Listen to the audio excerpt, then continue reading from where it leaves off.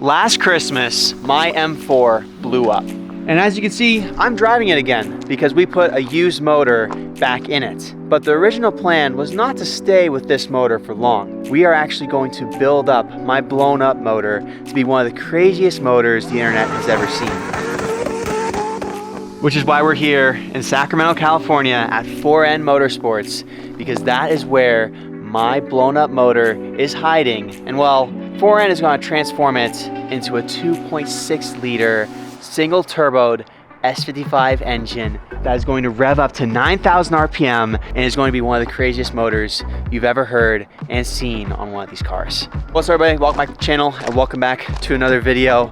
This video is something a lot of you guys have been waiting for a while because this car blew up in December and it is now August. But you'll know why it took a little bit longer than expected for this to happen. But I figured we might as well give you guys an update since we're already in Sacramento to put CS seats and a CS center console in this car from Naughty Auto Parts. Well, this is the inside of 4N Motorsport. This is Mike, the genius behind the 2.6 and now the 2.4, which revs up to 11,000 RPMs, not just 9,000 like the 2.6 does. So we're gonna be able to experience both engines today. The 2.6 used to be in this car, and I actually saw it at Bimmer Invasion LA last year, and it was tearing up the track. But now the 2.6 went into this car, his 135i, and he has created a new motor, 2.4, that is now in this car. And we're gonna experience the 2.6 first, and then we're gonna experience the 2.4. But before we even get into the cars, we're gonna go over and look at my motor that blew up. And Mike's gonna tell you what he think happened to it and tell you guys what exactly we're gonna do to my motor. So this is my blown up motor, torn apart. We have the block right here, and then we have my crank, and right here is all the new parts that is gonna go in it. And Mike's gonna turn this into one of the baddest engines on the streets in Idaho. He's got the connecting rods, the pistons, the valve springs, the new turbo, and he found something interesting when he tore apart my motor. Yeah, so check this out, guys. So this is one of the main bearings right here that I took out. Jake is extremely lucky that this bearing did not spin.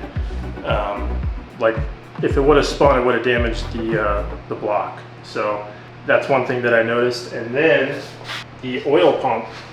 So I don't really see too many of these, but early S55s did have a plastic housing on the oil pump.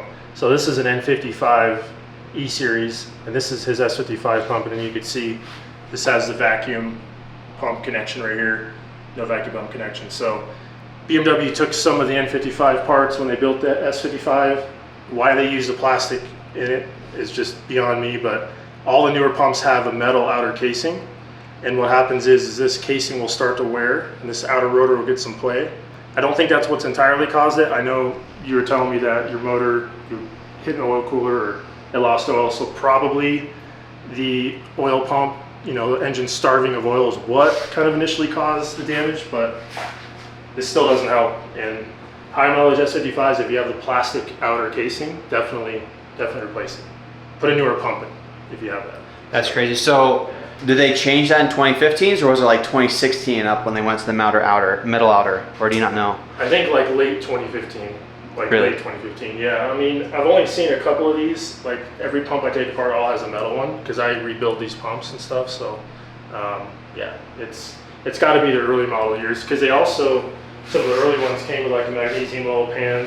Yeah. Some of them had like a weird spacer between the transmission also. That's a sign you got early 2015. So basically, what he's trying to say is I was this close from not even being able to do this, because if that main bearing spun, this block would have been destroyed and I would have probably had to drop off this car here with the Naughty Auto Parts motor in it, and he would have had to turn that into a 2.6, not my blown up one.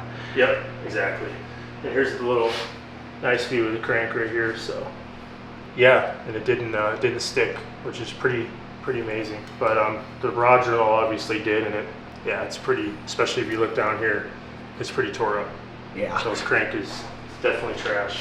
So Now, some people are going to be like, why are you going from a 3.0 to a 2.6? Why don't you just keep it true to the S55? The S55 is cool and all, But what Mike does to these things is he makes them better, and that's what this is basically, and the one part we're waiting on right now, right? Yep, crankshaft. So, wait on the crank. So basically what makes it a 3.0 to a 2.6? Like what all goes into that basically? Yeah, so kind of the whole idea or why I started doing it was tracking my M4, and the 3 liter was just making too much torque, so I kept having to have the tuner tune torque out. So I'm like, why don't I build a higher RPM version of the engine and then make something that just mechanically makes less torque, so we don't have to tune it out. So that's how I came up with the 2.6. So I don't have the crank here to really give you like a breakdown of how it all works, but basically by taking the stroke away, which is the distance the piston travels, and using a little bit longer connecting rod, allows the engine to rev higher. But also when you use a longer connecting rod, it also reduces the rod angle. Let's say this is a 3 liter. So the 3 liter does have a pretty short rod, and it has like a 1.5 rod ratio, something like that. So when you try and rev an engine out that has a lot of rod angle, puts a lot more stress on the cylinder wall. So when you de-stroke an engine, that rod angle can go maybe 3-4 degrees less, and just that difference makes it just rev to the moon, and you can do it all the time.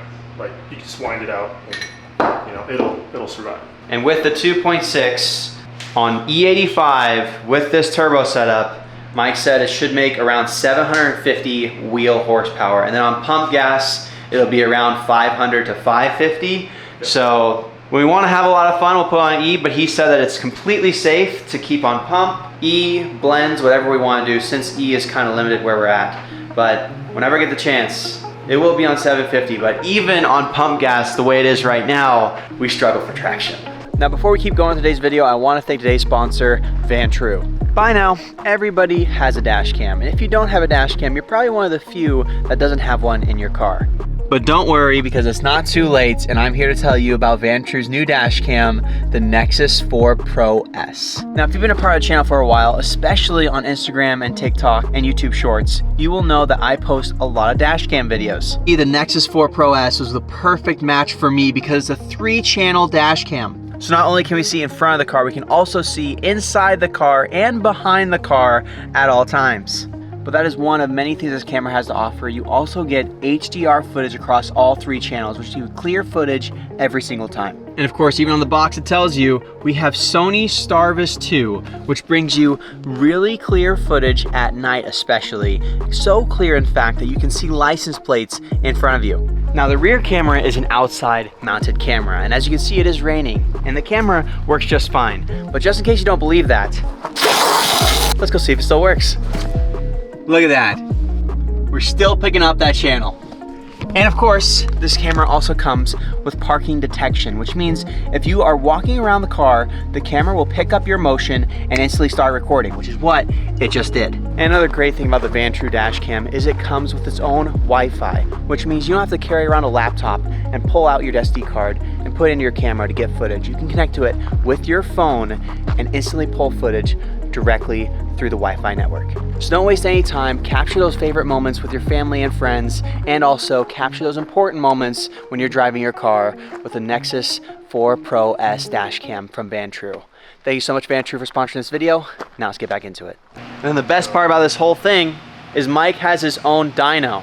So when I drop my car off here after Bimmer Invasion, because that's the plan, originally the plan was to drop the car off today, but then Mike had a little bit of a issue with the cranks. They weren't to his standards as far as where the oil pump chain connects to the sprocket and the teeth.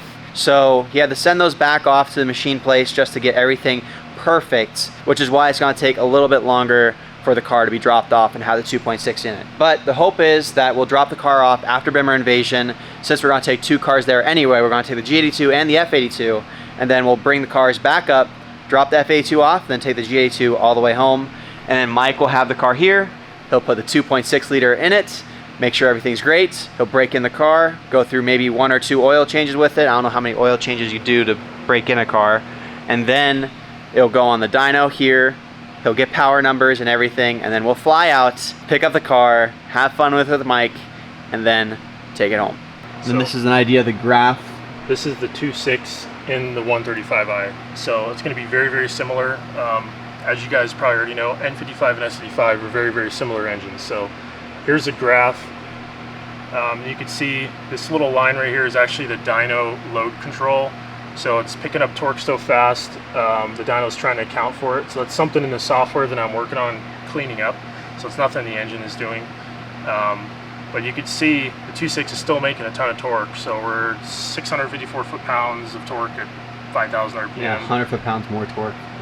Yeah, and I mean, it's still, you know, you're over 500 foot-pounds at 4,200. And turbo, you know, lights off around 3,500, 3,700.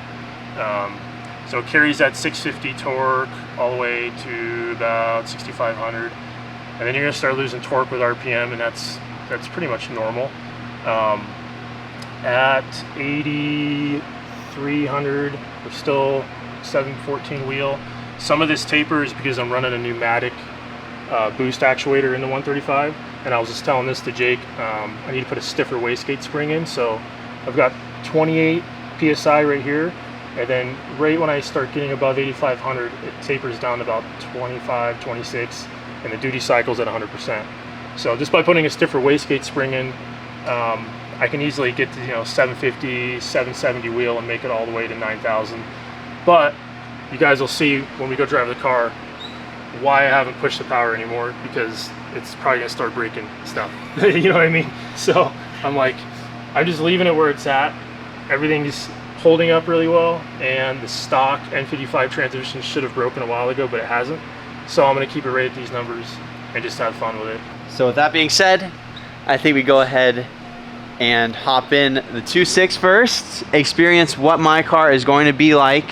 This car is a 6-speed manual, and the setup looks a little different. Now you're going to be like, whoa, whoa, whoa, this engine looks way different than the S55. It's going to look weird in my car. No, so since this is in the 135, the whole car and everything is just different. So that's why the 2.6 looks different. The block is still the same, turbo setup's the same, just the manifold's a little different and everything. My car will look similar to that one with a charge cooler on top, the charge piping and all that.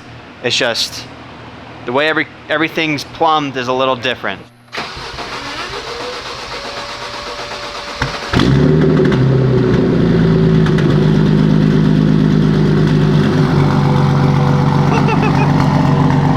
It already sounds different than the S55 by a lot, in a good way.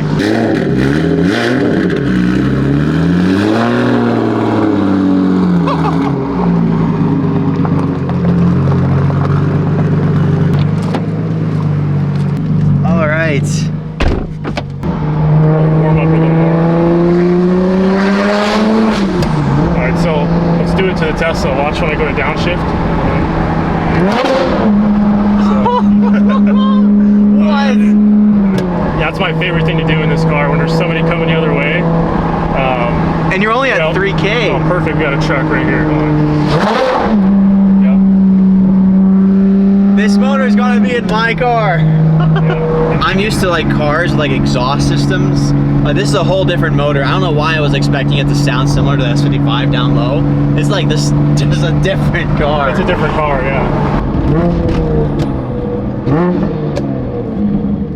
Yeah, this is it. This was the right decision. Oh, yeah. And we haven't even gotten past 5K. There's still another 4,000 RPM.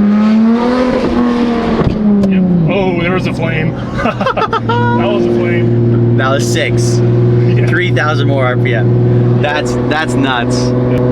Yeah. I'm gonna have way too much fun when we have this in my car. Way too much fun.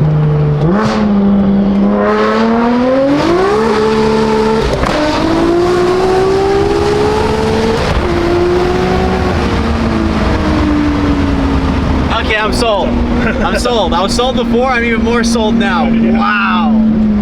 Yeah, that was pretty good. Holy. It's actually hooking up really well right now. Jeez. Jake's helping with the traction. Yeah. So My extra 180 pounds is exactly. keeping us on the ground right Keeping us now. on the ground. Yep. That is insane. Oh yeah. Hell yeah, man. I've never heard anything like that. If you weren't sold on that, I don't know what will sell you on a 4N motor like this. We'll do another pull on the way back. Yeah.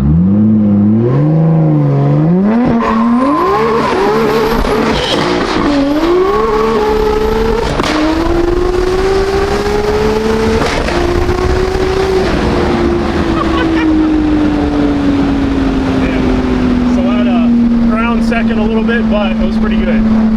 That was just a lot of sounds, a lot of good sounds. Oh yeah.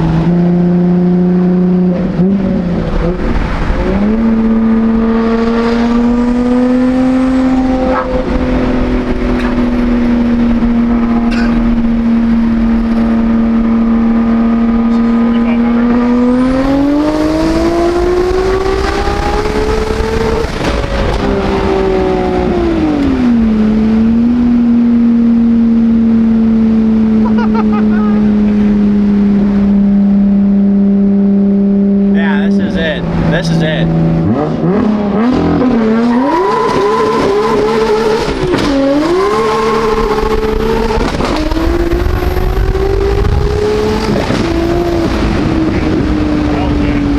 That was amazing.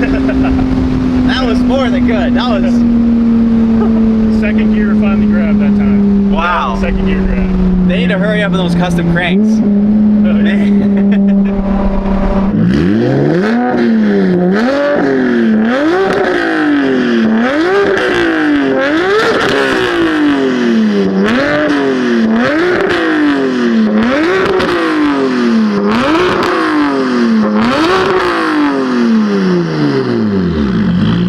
My car right there is gonna sound like that. Man, I wish I was dropping my car off today. That is insane.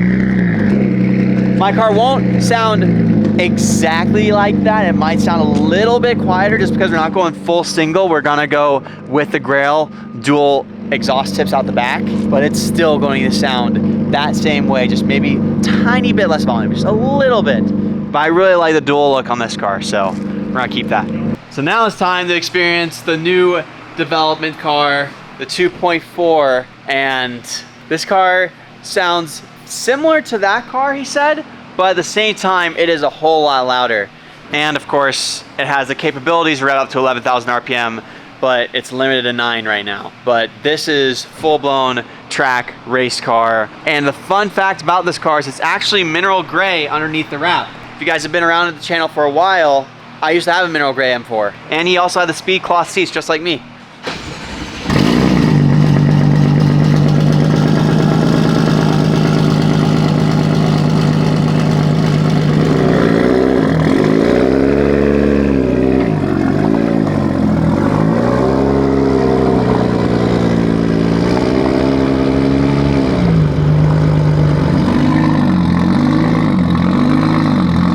Next level crazy. Now I gotta figure out how to get in this thing.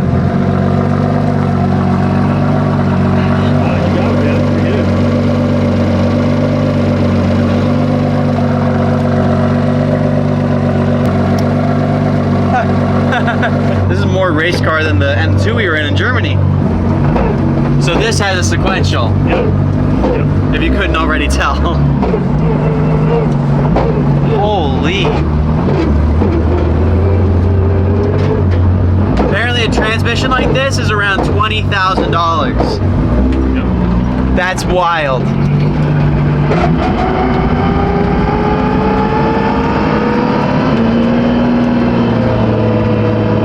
Yeah, I've never been in a car that sounds like this.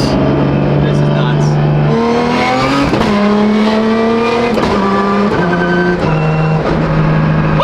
What? Those sounds.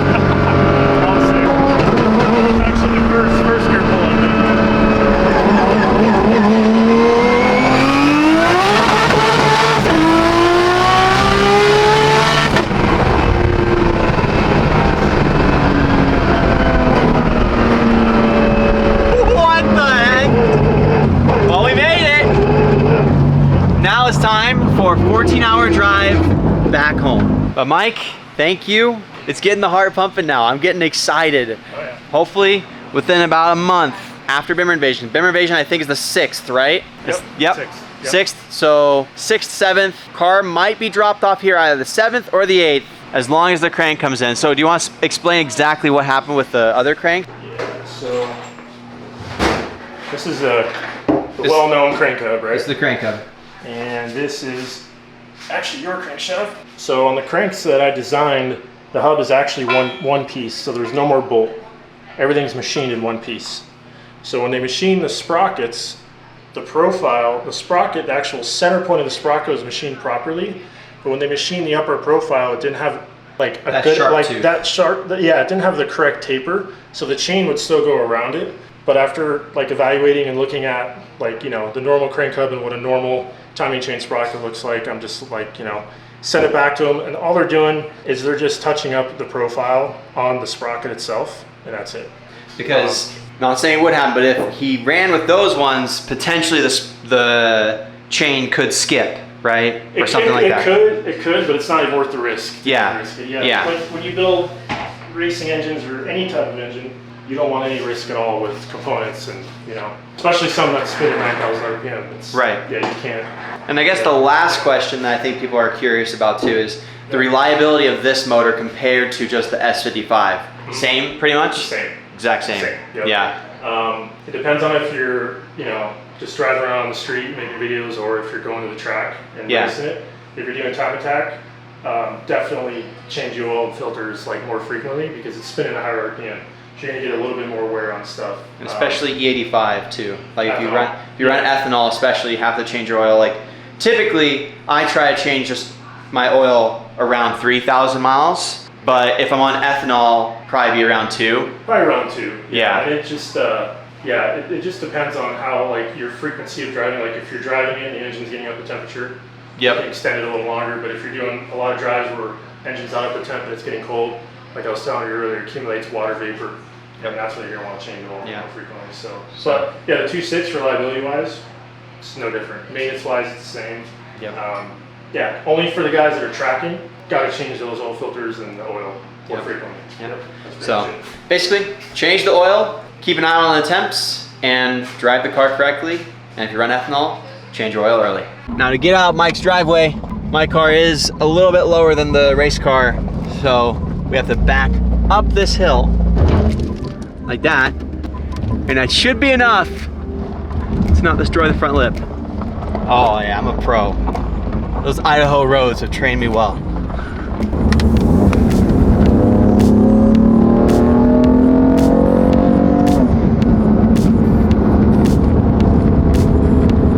Now this car doesn't have a 4N motor yet, but it still sounds all right. Now some of you guys might be curious though, how are we gonna shift to the 9,000 RPM when the tachometer only goes to 8,500?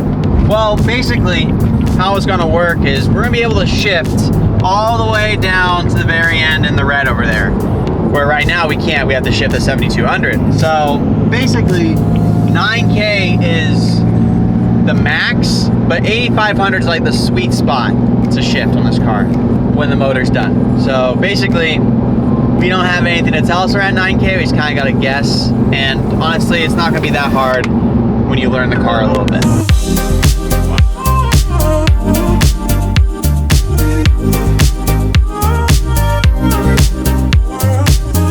Well, welcome to beautiful Weed, California. Just spent $51 in gas. I'm going to switch my wife. That way I can get some work done because we have another 10 hours of driving. But for some good news, the Huracan is making 7 pounds of boost, like I said earlier, but it's also done on the dyno. I have final power numbers and everything.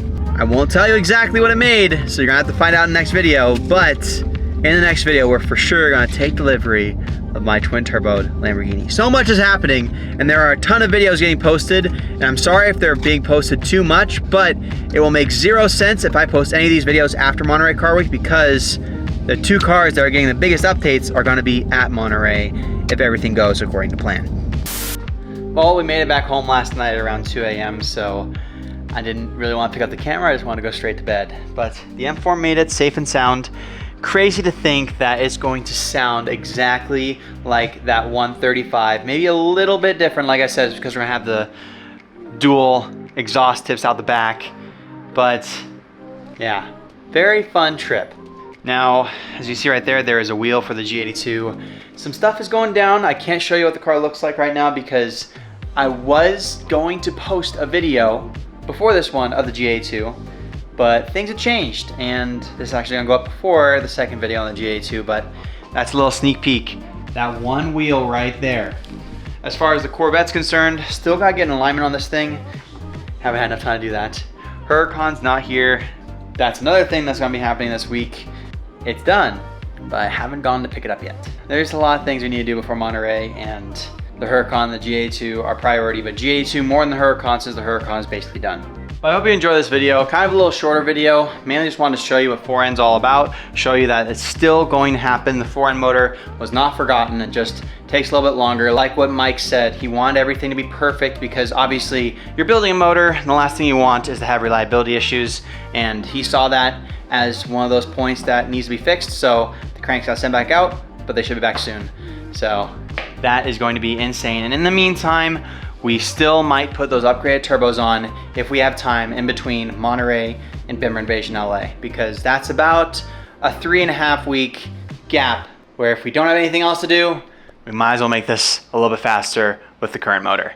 But on that note, that's gonna be today's video. If you enjoyed it, please give it a like, and if you haven't already, please hit that subscribe button and the bell, and keep track of all of what 4N is going to do with my motor and other motors and other turbo kits. I'll link them down below. I'll see you guys next time. Drive safe.